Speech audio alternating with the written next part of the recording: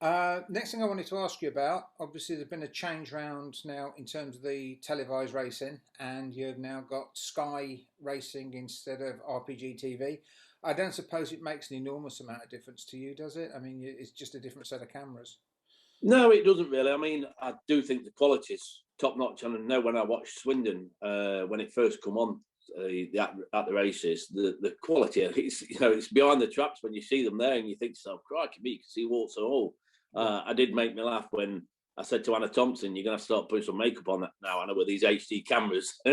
She didn't give me some stick, and you have to have a laugh. It's like the cameras are absolutely superb, Yeah. and I do actually like the Sky format and the people on there talking, and I think we're showing it to a wider audience because you do get a hell of a lot of people watching the American horse racing.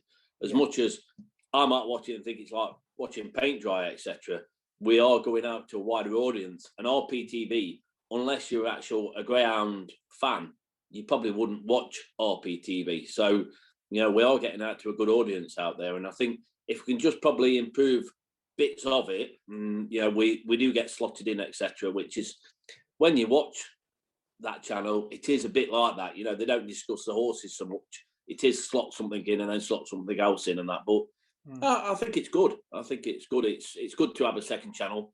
I think RPTV was getting a little bit stayed, and they were resting on the laurels a little bit, so they might have to up their game a little bit now. So I think it is good.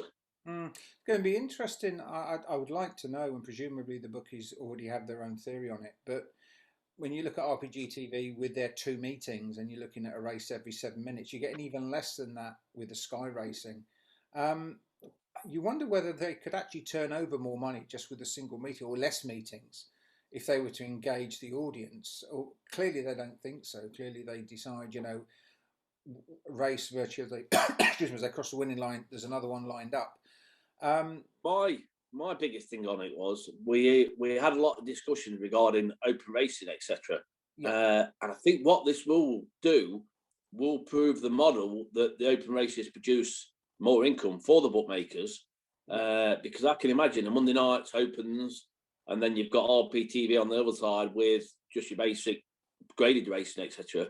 You can soon watch Betfair and see the money what's being gambled on the opens compared to your graded racing, etc.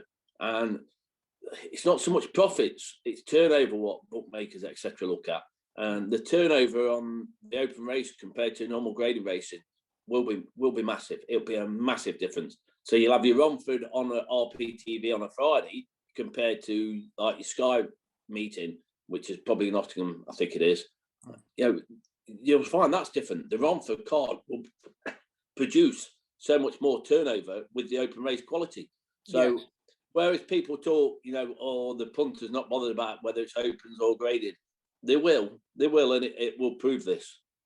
Yeah, I absolutely agree. I think ultimately money will dictate. And if you think about the difference between a graded race and an open race spread between all those bookies, it's beans, isn't it? It's literally, I mean, it's, I don't know, 150 quid difference or whatever the figure may be, spread Yeah, between six, seven, eight bookmakers per race. It's yeah. absolutely bugger all. So even if it's only a 5% increase in turnover, that would have to be worth doing to put better quality racing on, I would have thought. Yeah, I mean, obviously, I have majority of my dogs are graded racing, etc. So I do have concerns that you think to yourself, "Oh dear me, will they actually want us, etc." But they will. The daytime meetings in the bookmakers' shops when they actually do get open again. But I do think it'll put the kibosh on certain people who think the industry will go one way and the opens might not be involved. I think the bookmakers will have a say in it and say, "Excuse me, the actual opens do produce." So we want good quality racing on these TVs, especially for the. I'm not saying daytime meetings, etc., but I'm sure if they want to have this on televised, etc., they'll realise the open races do produce some more of a turnover. Yeah, yeah. Yeah, absolutely so. And as I said, ultimately, it will dictate what racing we get. And I have said in previously, do we have a different audience for open racing for TV racing compared to betting shop racing? Because I think they're possibly different kinds of punters. Yeah, Yeah, it is. It's your daytime people who go into the bookmakers, etc. They're playing on the machines, playing on the horses, playing on the football or the dogs, etc. They're not really what you call dog people, as in such. They're not really fob team machine people. They just like to gamble and will bet on two flies going up the wall. Yeah. But you people who are watching the American horse racing or watching the dogs on night time on the TV, they do want to see a bit better quality. And I think with the opens, etc. as well, they think they can study the form a bit more and they'll work a bit harder on the form. Yeah. And that's when they're willing to have a bet. So, and that's why I am surprised sometimes. I've read today where people are saying they can't get bets on with different bookmakers, etc.